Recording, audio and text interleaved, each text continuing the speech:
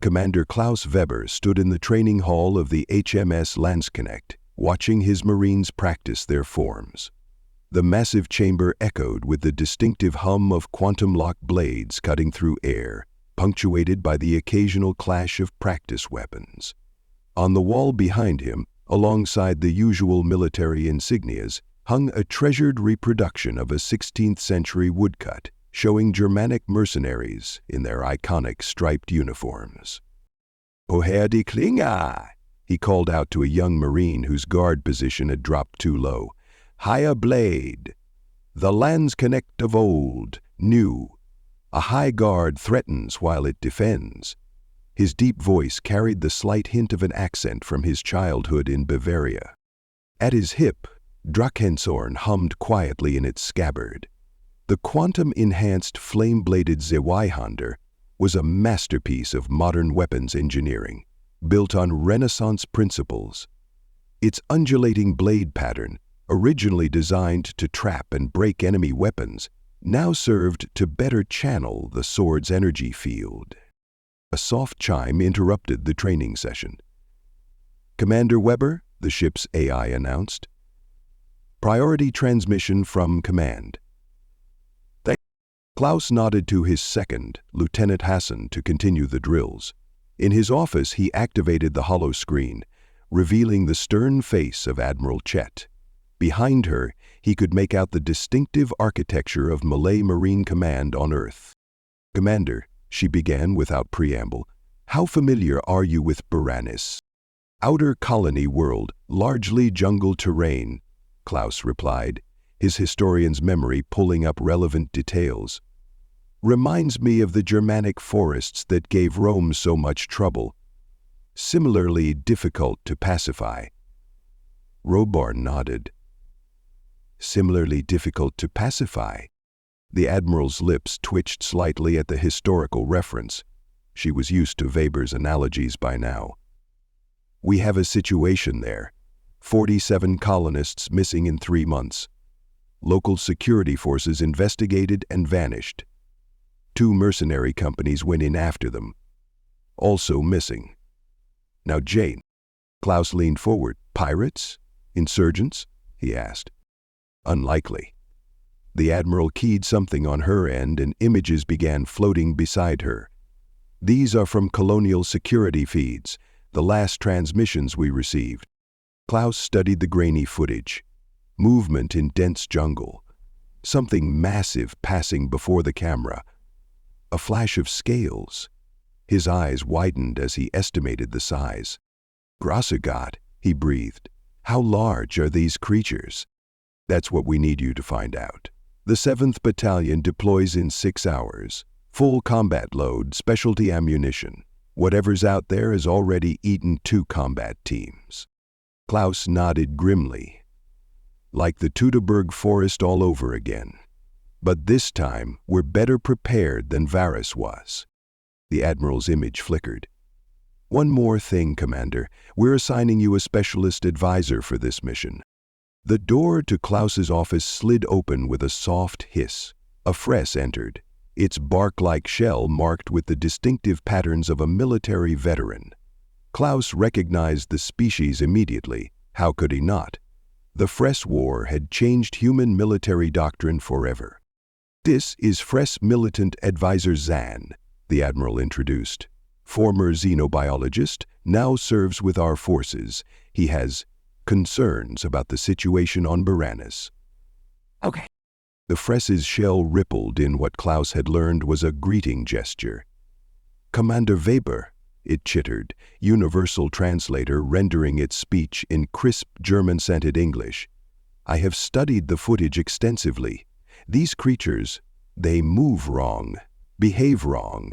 Even accounting for Baroness's lower gravity, nothing that large should move that fast." Klaus gestured to an adapter chair, designed for Fress physiology. "Tell me more." As Freshexan began explaining his analysis, Klaus felt the familiar pre-deployment tension building in his chest. He'd studied enough military history to know that the most dangerous missions were often the ones where the enemy was unknown. 6 hours later, the 7th Battalion assembled in the HMS Landsknecht's main hangar. 200 Marines in quantum-locked armor, each carrying a variety of modernized melee weapons. Klaus walked the lines, inspecting his troops. Some carried monomolecular axes inspired by Viking designs. Others bore ancient human martial knowledge with the most advanced technology available. Lieutenant Hassan approached, her own Damascus-mattered power sword at her hip. "All troops report ready, sir. The men are calling it Operation Siegfried." She smiled. "Something about slaying dragons." Klaus allowed himself a small grin.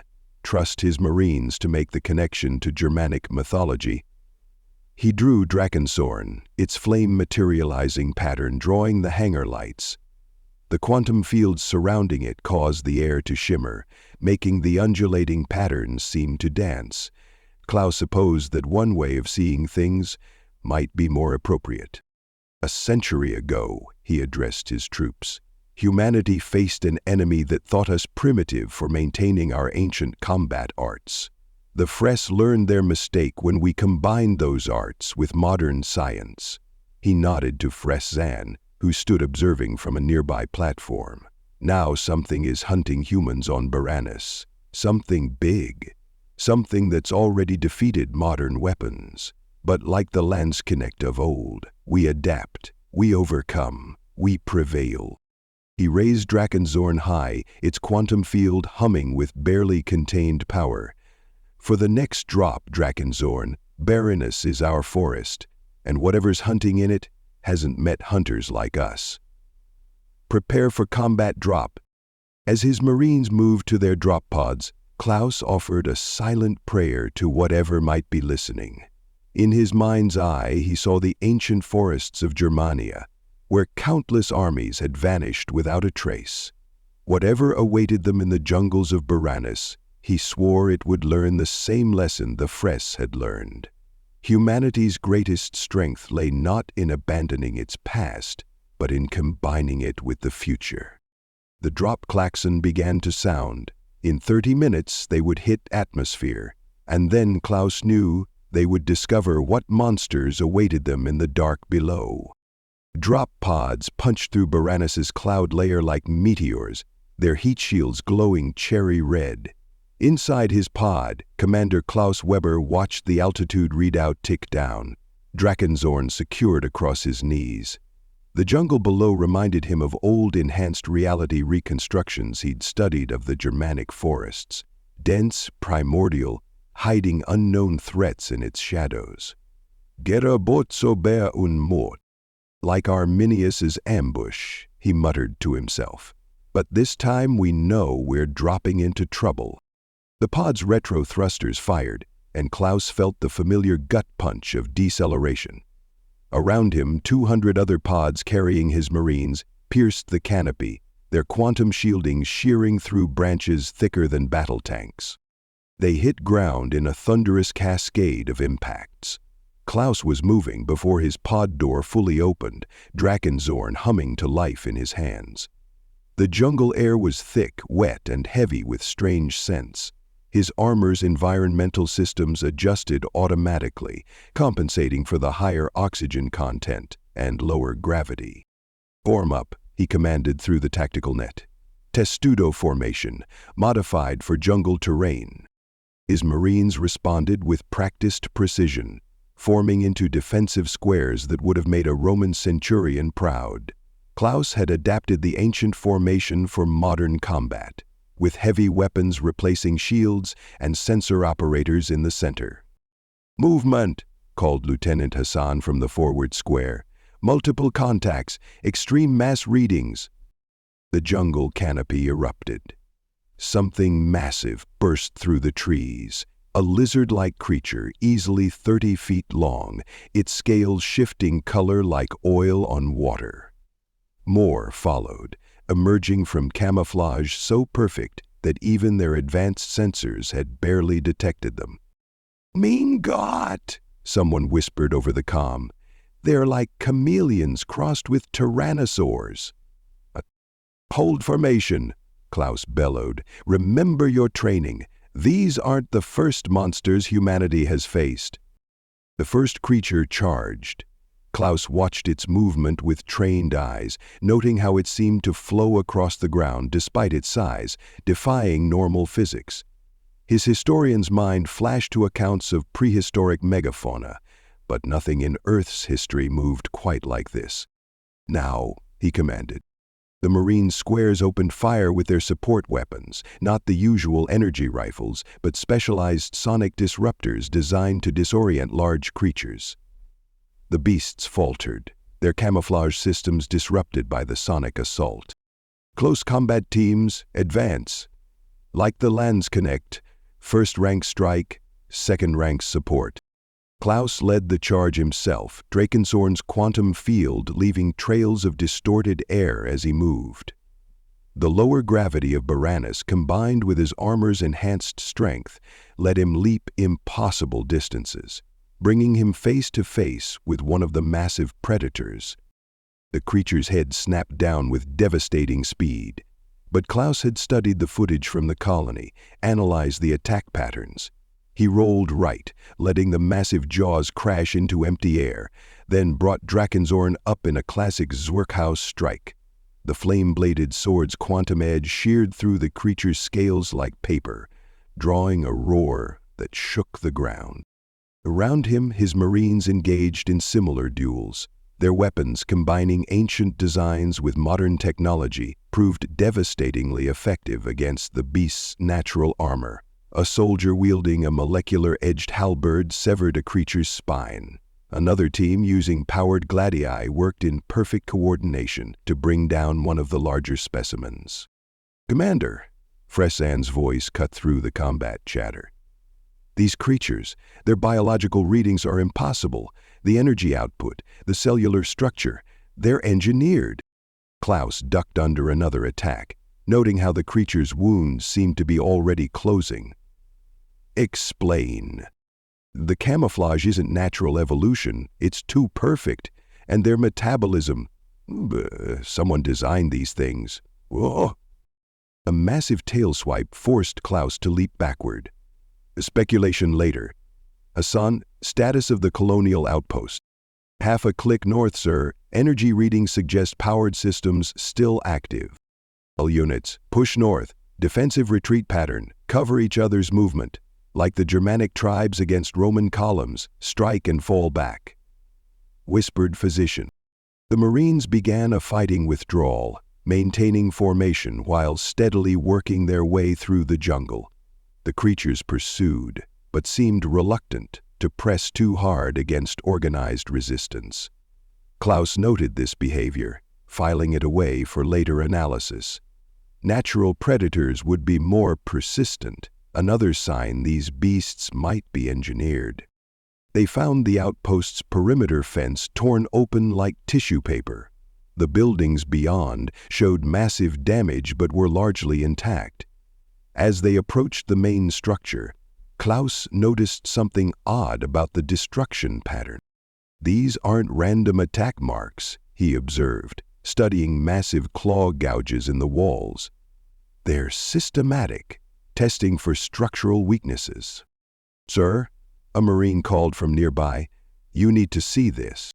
In a partially collapsed security center, they found intact camera footage. The recording showed the initial attacks, but more importantly, they showed something else. Larger shapes moving in the deep jungle. Things that made the 30-foot predators they'd just fought look small by comparison. "Gott im Himmel," Klaus breathed, watching a massive serpentine form slide past a surveyor's tower. The tower was over 100 feet tall. Brenda looked up at him, moist. Fresan's shell had paled considerably. "Commander, these aren't the apex predators. They're just the scouts." Klaus gripped Drakensworn tighter, its quantum field responding to his tension by humming at a higher pitch.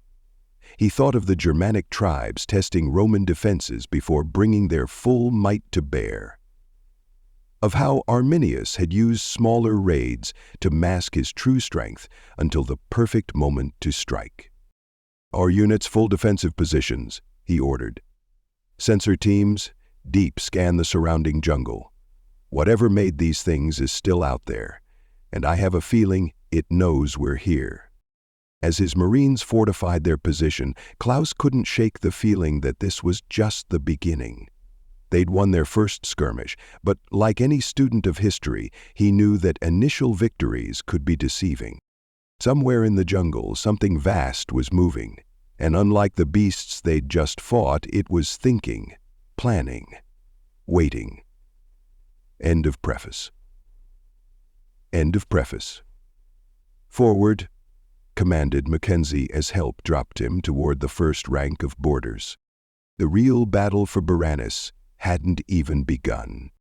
"Unterirdisch Festungen," Klaus muttered, studying the geological scans. Underground fortresses. The ancient Germans built them too, though nothing like this scale. The colonial outpost's surviving sensors had revealed a vast network of caverns beneath the jungle floor. More disturbing were the regular geometric patterns that appeared in some of the cave walls, signs of artificial construction. "The mineral content is remarkable," Fressigzan observed, his shell rippling with scientific curiosity. "It creates natural interference fields. No wonder orbital surveys missed these structures." Lieutenant Hassan's approached, her Damascus-mattered sword still bearing marks from their earlier battle. "Forward teams report all passages large enough to admit those creatures we fought. And sir, they found tracks, moving both ways. These tunnels are active." Klaus nodded grimly. "Like the tunnel networks Germanic tribes used to bypass Roman fortifications. But who built these, and why?" "I'm referring to Christelle." The answer came 3 hours later, after they'd descended into the cavern network. Their armor's enhanced vision systems revealed vast chambers carved with precision that spoke of advanced technology. But it was what they found in a partially collapsed side chamber that changed everything. "A laboratory," Freshcan announced, examining ancient equipment with his specialized sensors. "Genetic engineering facilities. Extremely advanced, but also extremely old. I estimate at least 50,000 years." Klaus moved carefully through the chamber, Drakenzorn's quantum field casting strange shadows on the alien machinery. "Minimal levels, but yes. And Commander, I'm detecting signs of recent activation. Within the last year." Brian sighed, thinking about his mother passing away and wishing she were here now. A crash echoed through the caverns, followed by a sound that made everyone's combat instincts scream, a low, thrumming hum that seemed to penetrate their bones. "Max and Scully." "EMP field," someone shouted. Around them, various electronic systems began to flicker and fail. Only their quantum-locked armor and weapons, designed to function independently of active power systems, remained fully operational. "Movement!" Hassan called out. "Multiple contacts. Extreme mass." "Scheissler!" a second local called out. Grip fire. The creature that emerged from the larger tunnel was like nothing in Earth's history. Serpentine, but with multiple articulated segments, each bearing clusters of specialized limbs. Its scales seemed to ripple with electromagnetic energy, disrupting every active energy field it passed through. "Fall back to defensive positions," Klaus ordered. "Maintain quantum lock on all weapons. These things evolved to hunt energy-based technology." More of the creatures appeared, moving with a precision that spoke of intelligence. Each was easily twice the size of the beasts they'd fought on the surface. Their attacks weren't just powerful, they were coordinated, strategic. "Like the pack-hunting patterns of ancient wolves," Klaus observed, parrying a lightning-fast strike with Drakenzorn. "But with tactical intelligence." "Commander," Freshzan's voice was urgent, "I've accessed more of the laboratory data. These creatures, they're not just weapons. They're an experiment in directed evolution. Self-improving biological weapons." The implications hit Klaus like a physical blow. They've been adapting, learning. The surface predators were just the first stage. These are the refined versions. A Marine screamed as one of the creatures snared him with a specialized limb. Klaus moved without thinking, Drakenzorn's flame blade pattern channeling its quantum field in devastating arcs. The undulating edge, designed centuries ago to defeat plate armor, proved equally effective against the creature's electromagnetic defenses. "The patterns!" he shouted as inspiration struck. "The wave patterns in their energy fields. They match the blade patterns of Germanic flame swords. That's why our weapons are still effective." Hassan caught on immediately. "The undulating quantum fields from our blades, they're disrupting their electromagnetic defenses." "All units," Klaus commanded.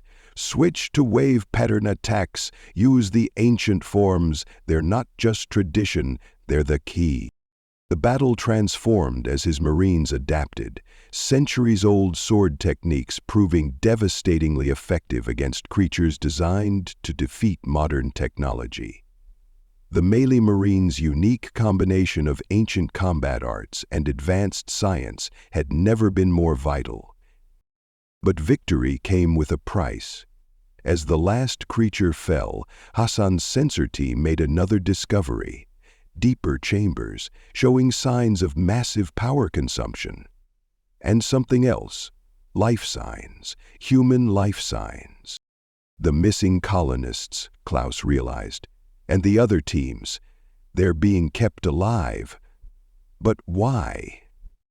Fress Exam's shell had taken on a deeply troubled pattern. "Commander, these facilities aren't just laboratories, they're incubators. And these creatures, they're not just adapting to fight us, they're adapting to become us." The Defense Ministry has feeble assertions that incubators can be created to reach us. Klaus stared into the dark tunnel leading to the deeper chambers, Drakenzorn humming softly in his hands. He thought of all the times in human history when underestimating an enemy's true capabilities had led to disaster. Of how the Romans had dismissed the Germanic tribes as savages, never realizing they faced an intelligent, adapting foe. Drakenzorn humming softly to himself, squinting his eyes, looking out the driving rain of thaw. "All units," he ordered, "prepare for deep facility assault. Whatever made these things is down there, and now it has human subjects to experiment with." As his Marines readied themselves for the next phase, Klaus offered a silent prayer to his ancestors. The melee Marines had been created to fight enemies that technology alone couldn't defeat. Now, facing creatures engineered to overcome modern weapons, the wisdom of maintaining those ancient combat arts was proven once again. But in the back of his mind, a troubling thought remained. If these creatures were truly self-evolving weapons, what would they become when they fully incorporated human genetic material into their design? The answer, he feared, waited in the chambers below. And like the greatest battles of history, this one would be decided not just by strength of arms, but by the wisdom to know when ancient ways and modern means must work as one. The descent into the deeper chambers reminded Klaus of ancient tales of heroes venturing into dragon lairs. Quantum-locked lights cast eerie shadows on walls that seemed to pulse with hidden life. The Marines moved in tight formation, centuries of battlefield wisdom adapted for underground combat. "Like the Crusader knights clearing Saracen cave fortresses," Klaus commented to Hassan, "though I doubt they faced anything like this." They found the first stasis pod in a side chamber. Its occupant, a colonial surveyor according to his uniform, was perfectly preserved but clearly unconscious. More pods lined the adjoining chambers, each containing a missing person: colonists, security forces, members of the mercenary teams. "Life signs stable," reported Corporal Schmidt, the unit's medical specialist. They're being kept in some kind of suspended animation, but these readings, their genetic structure is being systematically mapped and analyzed. Press Exan's shell rippled with alarm as he studied the pod's control systems. A low vibration thrummed through the facility, different from the electromagnetic pulses they'd encountered before. This was deeper, more rhythmic, almost like a heartbeat. "Forward teams reporting massive chamber ahead," Hassan announced. "Energy readings off the scale. And something else. Multiple biological signatures, but they're wrong somehow. Hybridized." Klaus gripped Drakenzorn tighter, its quantum field resonating with the strange energies permeating the air. "How many survivors located?" "One. Yes. Well accounted for, sir. 47 colonists, 12 security personnel, and both mercenary teams. All alive, all in stasis. Establish a secure position here. Prepare for survivor evacuation." Klaus turned to his assault team. "Selected units with me. We find whatever's controlling this facility and we end it. For all we know, we're looking at their next test subjects." They advanced carefully, using ancient tunnel fighting techniques refined over centuries of human warfare. But nothing in their extensive training had prepared them for what they found in the central chamber.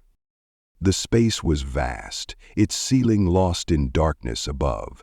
Massive pillars of living tissue pulsed with bioluminescence, feeding into what could only be described as a throne of flesh and machinery. And upon it, Gott in Himmel, Klaus breathed.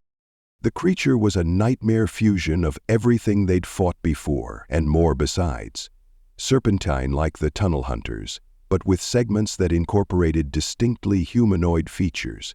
Multiple limbs ended in both claws, and eerily human-like hands. Its head was a crown of sensory organs, with eyes that held disturbing intelligence. Most terrifying of all was its size. The beast they'd thought massive in the tunnel would have been but a finger to this monstrosity. "Impressive, isn't it?" the voice echoed in their minds, accompanied by subsonic vibrations that made their bones ache. "The culmination of 50,000 years of guided evolution." "Only look at what you may have missed," said Furzbach. Klaus raised Drakenzorn to a guard position, its quantum field flaring against the psychic pressure. "You can communicate." "Of course." The Queen's thoughts carried an edge of amusement. "Did you think we were mindless beasts? We are the ultimate adaptation engine. Every species we encounter adds to our perfection. And humans have such fascinating genetic potential." Linda faded from sight. Around the chamber, pods, much like those holding the human survivors, pulsed with half-formed horrors, creatures in various stages of transformation, incorporating both human and alien characteristics. "You're using them as templates," Klaus realized, "to engineer a new generation of weapons." "Not weapons, successors." The Queen's massive form shifted, joints moving in ways that defied conventional anatomy. "We were created to evolve, to become the perfect species. Each new genetic pattern we absorb brings us closer to that goal." Her voice came tense over the tactical net. "Sir, energy readings are spiking. Whatever it's doing in here, it's powering up." The Queen's thoughts took on a harder edge. "Your species' combination of physical capability and cognitive development makes you ideal candidates for incorporation. The stasis subjects have provided excellent baseline data. Now, we require combat specimens." Everything happened at once. Hidden chambers in the walls burst open, disgorging dozens of hybrid creatures.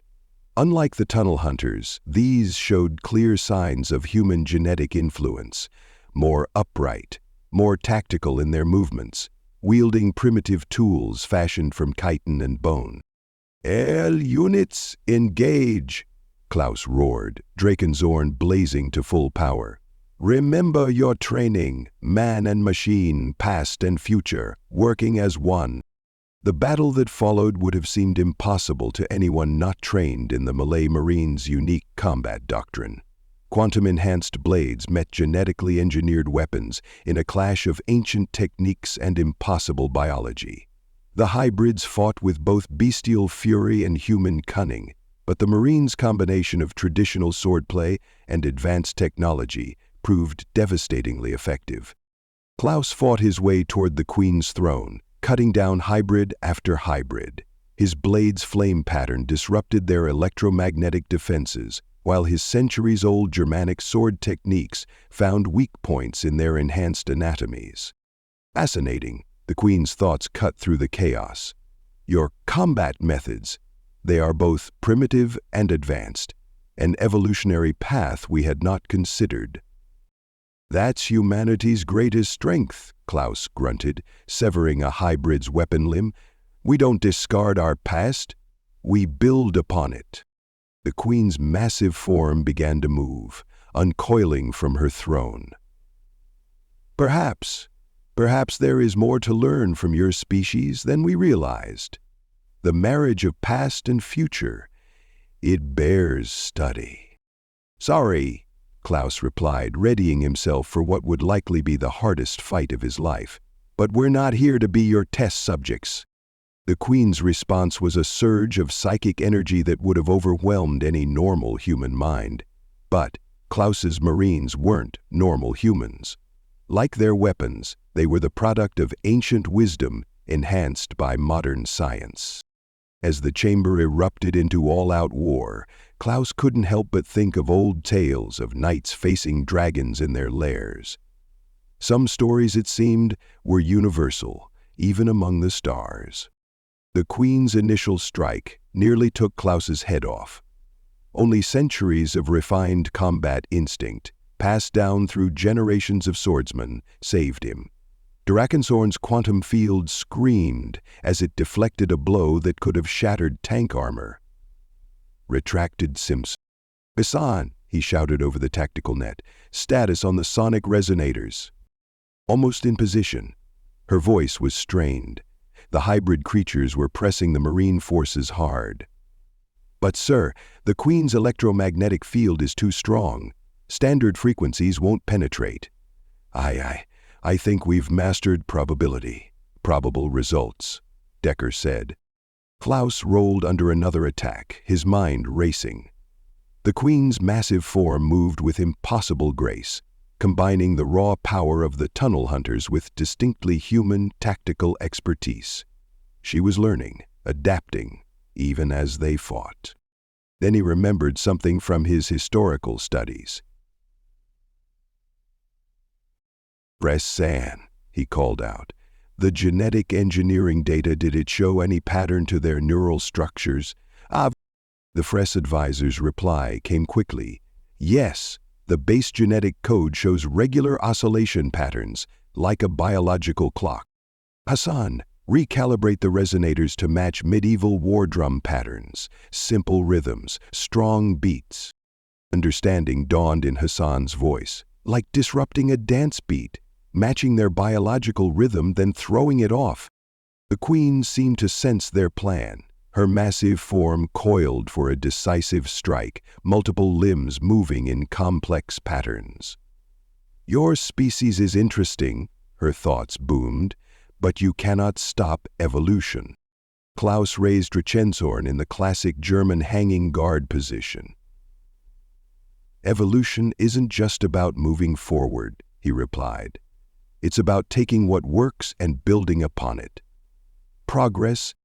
The resonators activated. Deep, thunderous beats filled the chamber, matching the pulse of the facility's organic components.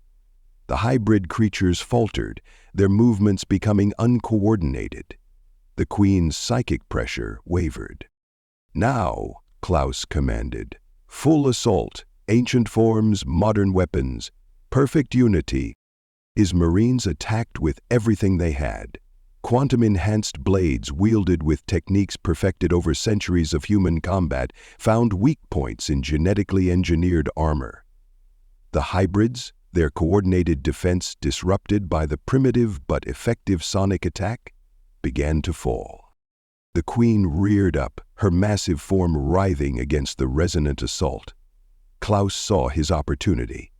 With a battle cry that would have made his Germanic ancestors proud, he charged. Drakenzorn's flame blade pattern came into its own. Each undulating curve of the sword's edge disrupted the queen's electromagnetic defenses in a different way.